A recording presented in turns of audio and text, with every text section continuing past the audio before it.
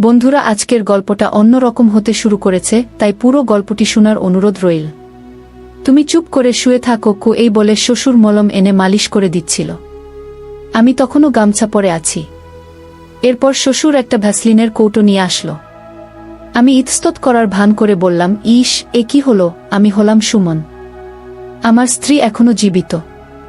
আমার একমাত্র ছেলে ফরহাদ বর্তমানে ইতালিতে কাজ করে। আমার ছেলের বিয়ে দিয়েছে 1 বছর হয়েছে। বৌমার নাম নীনা, বয়স 23 বছর। ছেলের সাথে বেশি দিন সংসার করতে পারেনি, কারণ বিয়ের 3 মাস পর ছেলের ভিসা হয়। আর ইতালিতে পাড়ি জমায় বৌমা আমাদের সাথেই থাকে। আমরা মিরপুর এলাকায় থাকি 3 রুমের ফ্ল্যাট নিয়ে।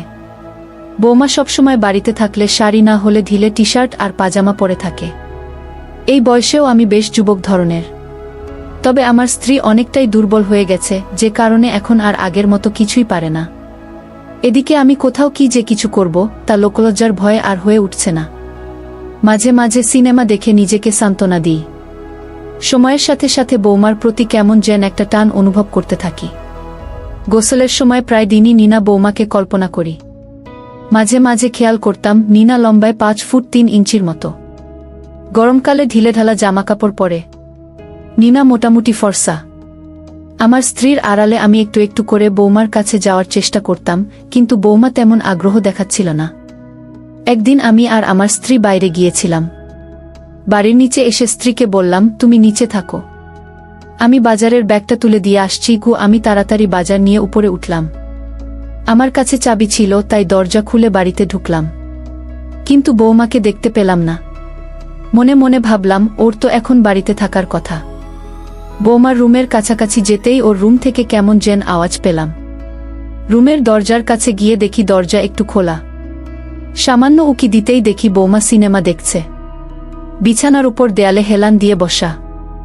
ডান পাশে একটা শসা আর একটা ভ্যাসলিনের কৌটো। একটু পর সিনেমা দেখতে দেখতে কি যেন করতে শুরু করল। বন্ধুরা, ইউটিউবের করা নিয়মের কারণে কিছু ঘটনা সরাসরি বলা যাচ্ছে না। তোমরা কমেন্টে দেওয়া লিঙ্ক থেকে আমার ওয়েবসাইট ভিজিট করো। সেখানে একদম মনের মতো গল্প দেওয়া আছে, যেগুলো ইউটিউবে পাওয়া যায় না। বৌমার কার্যকলাপ দেখে আমার মনে আনন্দে ভরে গেল। সে কি শব্দ সারা ঘরে! আমি কোনোভাবেই নিজেকে সংযত করতে পারছিলাম না। ওদিকে আমার স্ত্রীর উপরে ওঠার আওয়াজ পাচ্ছি। তাই দ্রুত আমি বাড়ি থেকে বের হয়ে কলিং বেল দিলাম। একটু পর বৌমা দরজা খুল। দেখলাম নীনা অনেকটাই ঘেমে গেছে আর মুখ একটু লাল হয়ে আছে। আমি আর ওর শাশুড়ি ঘরে ঢুকলাম। মনে মনে ভাবলাম, ইস, বেচারিকে ডিস্টার্ব করলাম। একটু পর জিজ্ঞাসা করলাম, কি ব্যাপার বৌমা, তুমি কোনো কাজ করছিলে নাকি? বৌমা বলল, না বাবা, আসলে একটু গরম পড়েছে তো কো। আমি বললাম, তাই? কোনো সাহায্য লাগলে আমাকে বলো, আমি সবসময় আছি তোমার পাশে। কি এই বলে আমার ঘরে চলে গেলাম। ওরা দুজন রান্নাঘরের দিকে গেল। আমার তো মনে এখন অনেক আনন্দ হচ্ছে। কিভাবে কি করব তাই চিন্তা করছিলাম। পরের দিন সকালে উঠলাম। খবরের কাগজটা নিয়ে দেখি বৌমা রান্নাঘরে রুটি বানাচ্ছে। কেউ অফিসে যায় না, তাই কোনো তাড়াও নেই। আজকে বৌমা একটা গেরুয়া কালো স্লিভলেস ব্লাউজ পরেছে, সাথে কালো রঙের শাড়ি। আমি রান্নাঘরে গেলাম। চোখ ছোট করে যেন ও মনে করে যে চশমা না থাকায় আমি দেখতে পাচ্ছি না। রান্নাঘরে ঢুকে নীনা লিজার সাথে ধাক্কা লাগালাম। ও হচকিয়ে পিছে তাকালো। আমি বললাম, রোকসানা, কি করছো তুমি? বৌমা কোনমতে ঘুরে বলল, বাবা, আমি নীনা। এই তো রুটি বানাই। মা এখনো ঘুমাচ্ছেন খো। আমি বললাম, ও আচ্ছা, আমি ভাবলাম তোমার শাশুড়ি। আমার চশমাটা কোথায় আছে, একটু এনে দাও তো বৌমা গু। বৌমা বলল, চশমা তো আপনার গলায় ঝোলানো বাবা গু। আমি বললাম, হায় রে, কে দেখেছে? আর আমি সব জায়গায় খুঁজছি। চশমাটা পরে রান্নাঘর থেকে লিভিং রুমে টিভি ছেড়ে দিলাম আর বৌমার কথা ভাবছি। নিজের মধ্যে কেমন যেন অনুভূতি কাজ করছিল। গোসল করার সময় বৌমার কথা কল্পনা করে কিছু স্যাম্পল ফেললাম। গোসল সেরে বের হয়ে একটা পরিকল্পনা মাথায় এলো। আমি বের হয়েই লিভিং রুমে সোফাতে বসলাম। এমনভাবে বসলাম যেন বৌমা সহজে লক্ষ্য করতে পারে। একটু পর লিভিং রুমে এসে খেয়াল করল, কিন্তু না দেখার ভান করে চলে গেল। বিষয়টা আমার বেশ ভালো লাগছিল। একটু পর বৌমা বাথরুমে কাপড় ধুতে গেল। আমিও গেলাম পেছনে। যাওয়ার আগে রুমে উকি দিয়ে দেখলাম রোকসানা রুমে শুয়ে আছে। আমি একটা চেয়ার নিয়ে বাথরুমের দরজার সামনে বসলাম। বৌমা কাপড় ধুচ্ছে আর আমাকে দেখে বলল, বাবা আপনি এখানে কি করছেন? আমি বললাম, না হয়েছে কি? তোমার সাথে তো কথা হয় না, তাই ভাবলাম একটু কথা বলি। আমার ছেলে কি তোমাকে ফোন দেয়? কথা হয়। বৌমা বলল, জি বাবা হয়। ও নাকি ভালোই আছে, সামনের মাসে টাকা পাঠাবে। কি কথা শেষ হতেই রোকসানার রুম থেকে বেরোবার আওয়াজ পেলাম। তাই আমি উঠে বললাম, ঠিক আছে নিনা, পরে কথা হবে বলে উঠে গেলাম। বৌমা কাপড় কেচে গোসল করে নিল। এরপর আমরা সবাই একসাথে দুপুরের খাবার খেলাম। তখন বাজে 2 কি 3টে। খাবারের পর একটু ঘুমালাম। ঘুম ভাঙল 5টার দিকে। উঠে মুখ ধুয়ে দেখি বৌমা একটা কালো ম্যাক্সি পরে রান্নাঘরে কি যেন ভাজছে। এই সুযোগে আমি সকালের মতো চশমা খুলে রান্নাঘরে গেলাম। বাম হাত দিয়ে বাতাবি লেবু ধরে বললাম, কি ভাজছ রোকসানা? বৌমা একটু চমকে গিয়ে বলল, আমি নিনা বাবা, একটু পাকোড়া ভাজছি। শাশুড়ি মা রুমে আছে। আমি বললাম, ও আচ্ছা সরি, আসলে চশমা ছাড়া কিছুই বুঝতে পারি না। এই বলে আমি চলে এলাম রুমে। একটু পর ডাক দিল যে সব নাস্তা টেবিলে দেওয়া হয়েছে। আমি আর ওর শাশুড়ি গেলাম ডাইনিং টেবিলে। আমরা সবাই একসাথে খাবার খেয়ে নিলাম। এরপর আমি উঠে লিভিং রুমে গিয়ে টিভিটা ছাড়লাম আর বৌমাকে বললাম 1 কাপ চা দিতে। কিছুক্ষণ পর বৌমা চা নিয়ে আসলো। ভাবলাম এইবার আর আড়ালে রাখা যাবে না, সরাসরি দেখাতে হবে। নিনা যখনই চা দিতে এলো তখন ফ্যানের বাতাসে লুঙ্গি উড়ছিল। বৌমা আমার হাতে কাপ দিয়ে আমার দিকে কিছুক্ষণ তাকিয়ে রইল। আমি তখন ইতস্তত করার ভান করে বললাম, ইস, এ কি হলো? এমন পরিস্থিতিতে বৌমা একটু অস্বস্তিতে পড়ে গেল আর দ্রুত সেখান থেকে চলে গেল। একটু পর রান্নাঘরের দরজার পাশে দাঁড়িয়ে আমার দিকে উকি দিল আর একটা মুচকি হাসি দিয়ে চলে গেল। আমিও একটু অবাক হলাম ওর কাজ দেখে। মনে হলো সবুজ সংকেত পেয়েছি। পরের দিন সকালে উঠে দেখি ঘড়িতে 8:30 বাজছে। তাড়াতাড়ি মুখ ধুয়ে পেপার এনে রান্নাঘরের দিকে গেলাম। দেখলাম বৌমা কালকের শাড়ি ব্লাউজ পরে আছে। আমি সোজা রান্নাঘরে ঢুকে বললাম, বৌমা কি করছো? ও ঘুরে আঁচল দিয়ে মুখের ঘাম মুছতে মুছতে বলল, বাবা সকালের নাস্তা বানাচ্ছি। এই বলে নিচের দিকে এক পলক তাকিয়ে একটা হাসি দিয়ে বলল, মা ওঠেনি বাবা? আমি বললাম, আমিও না, এখনো ওঠেনি। তুমি চাইলে উঠাতে পারো। বৌমা বলল, মানে? আমি বললাম, না কিছু না, আমাকে 1 কাপ চা করে দেবে। আমি লিভিং রুমে বসছি, তুমি চা নিয়ে এসো বলে লিভিং রুমে গিয়ে টিভিটা হালকা শব্দ দিয়ে খবর চালু করলাম। গতদিনের মতো আজকেও একটি ঘটনা ঘটালাম। মনে হচ্ছে ধীরে ধীরে কাজ হবে। নাস্তা শেষ করে আমি উঠে রুমে গিয়ে টিভিটা চালালাম। হঠাৎ নিনার শাশুড়ি এসে বলল, বাজারে তো কিছুই নেই, একটু গিয়ে নিয়ে এসো। আমি ব্যাগটা নিয়ে নিচে নামলাম। রাস্তায় এক বয়স্ক রিকশাওয়ালা দাঁড়িয়েছিল। চেহারায় শান্ত একটা ভাব। বয়স হবে 40-45 মতো। নাম বলল জসিম। ওই রিকশায় চড়ে বাজারে চলে গেলাম। বাজার করতে করতে সময় লেগে গেল 1.5 ঘন্টার মতো। সব কেনাকাটা করে বাড়ি ফিরলাম। উপরে উঠে কলিং বেল দিলাম। বৌমা দরজা খুলে দিল। একটু ক্লান্ত দেখাচ্ছিল ওকে। আমি ঢুকতে ঢুকতে বললাম, তোমার শাশুড়ি কই? ও হেসে বলল, পাশের বাড়িতে গেছে। আমি বাজারের ব্যাগ রান্নাঘরে রেখে বসে পড়লাম মেঝেতে। বৌমা উবু হয়ে বসে ব্যাগ খুলে একে একে সব বাজার বের করছে। আমি চুপচাপ তাকিয়ে দেখছিলাম। এমন সময় গাছের ডাবের দিকে খেয়াল করলাম। দারুণ সুস্বাদু হবে। বৌমা বলল, বাবা আপনি বসেন, আমি পানি এনে দিচ্ছি। আমি মৃদু হেসে বললাম, এখন খাবো না বৌমা। ও কিছু না বলে নিচু হয়ে আবার বাজার গোছাতে লাগল। আমি নীরব হয়ে শুধু তাকিয়েছিলাম। ঠিক তখনই বাইরে থেকে দরজায় শব্দ হলো। রোকসানা ফিরেছে। আমি একটু অপ্রস্তুত হয়ে চেয়ার টেনে উঠে দাঁড়ালাম। বৌমা তাড়াতাড়ি সব ঠিক করে নিয়ে স্বাভাবিক হয়ে গেল, যেন কিছুই হয়নি। রোকসানা এসে বলল, আজকেও বান্ধবীদের বাড়িতে ঘুরতে যাবে। আমি ভাবলাম, আরে ব্যাস, এই তো নিখুঁত সুযোগ। দুপুরের দিকে রোকসানা বেরোল। আমি লিভিং রুমে বসে টিভি দেখছি। ওদিকে বৌমা বলল, আমি বাথরুমে গোসল করতে যাচ্ছি। গোসল করতে করতে পা স্লিপ করে আমি পড়ে গেলাম। আমার পায়ে অল্প একটু ব্যথা লাগলো। ব্যথাটা খুব একটা বেশি ছিল না। আমার পড়ে যাওয়ার শব্দে আমার শ্বশুর ছুটে বাথরুমের কাছে এসে বললেন, সব ঠিক আছে তো বৌমা? আমি বললাম, না বাবা, আমি পা স্লিপ করে পড়ে গিয়েছি। ব্যথায় উঠতে পারছিলাম না। এদিকে জামাকাপড় হ্যাঙ্গারে রাখা। কোনো রকমে গামছা জড়িয়ে দরজা খুললাম।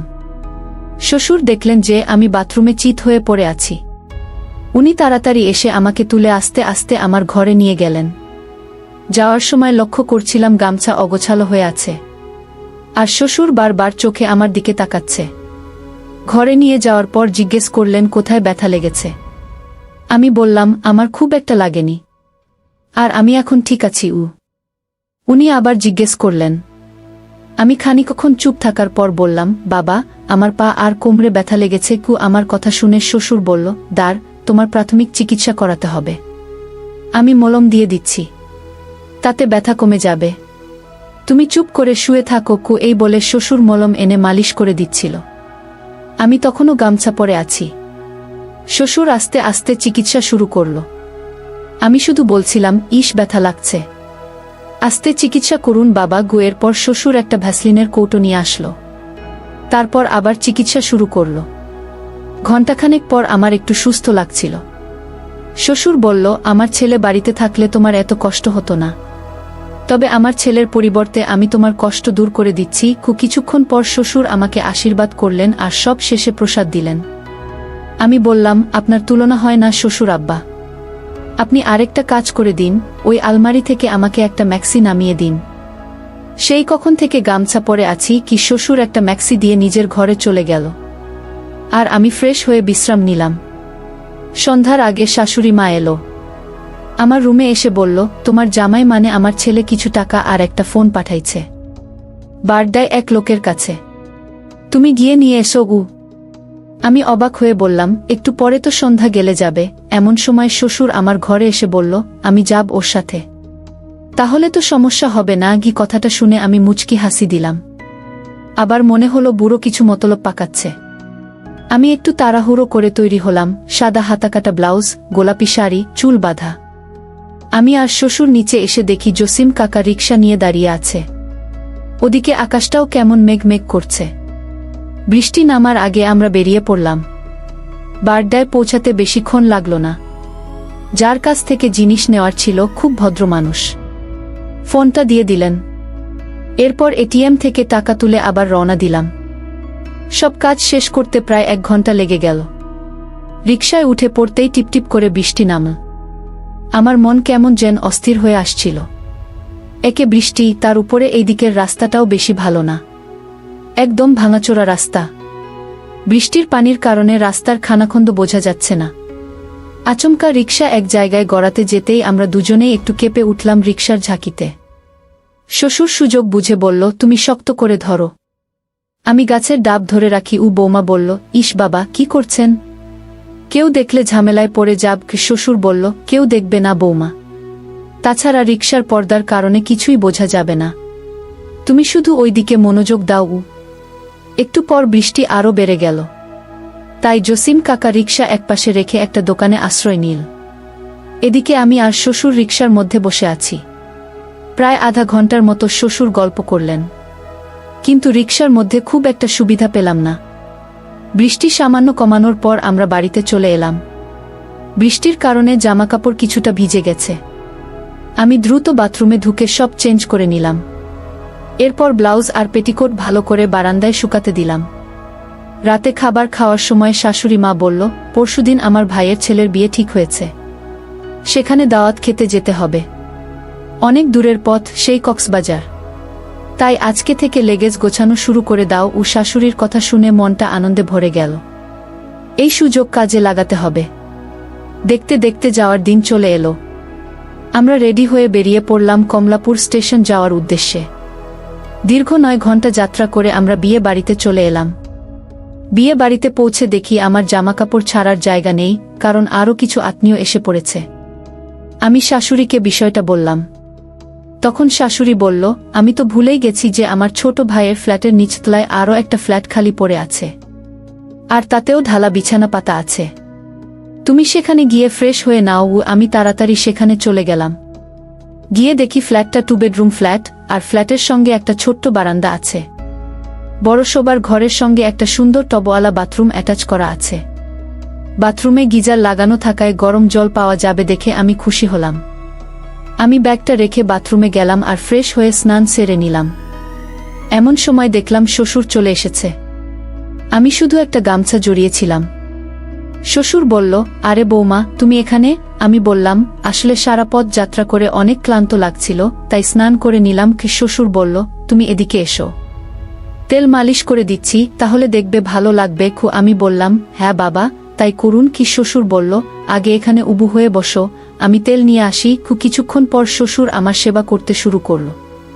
ফ্ল্যাট নিস্তব্ধ থাকায় কেমন যেন হাততালির শব্দ শোনা যাচ্ছে। শ্বশুর বলল, একটু অপেক্ষা করো, আমি টিভিতে গান ছেড়ে দিচ্ছি, তাহলে শব্দ বোঝা যাবে না।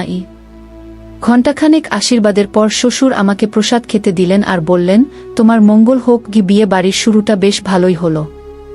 শ্বশুর বলল, যতদিন না আমার ছেলে বাড়িতে আসছে ততদিন যে কোনো কিছু লাগলে আমাকে জানাবে, আমি সেবা নিয়ে তোমার যত্ন করব। আমি বললাম, আপনি এখন আমার শেষ ভরসা। আজ এ পর্যন্তই। আর হ্যাঁ বন্ধুরা, আগামীকাল আবারও ফিরছি তোমাদের মাঝে নতুন গল্প নিয়ে। ততক্ষণে সবাই তোমরা ভালো থাকবে, নিজের স্বাস্থ্যের যত্ন নেবে, তোমার পরিবারের খেয়াল রাখবে। আল্লাহ হাফেজ।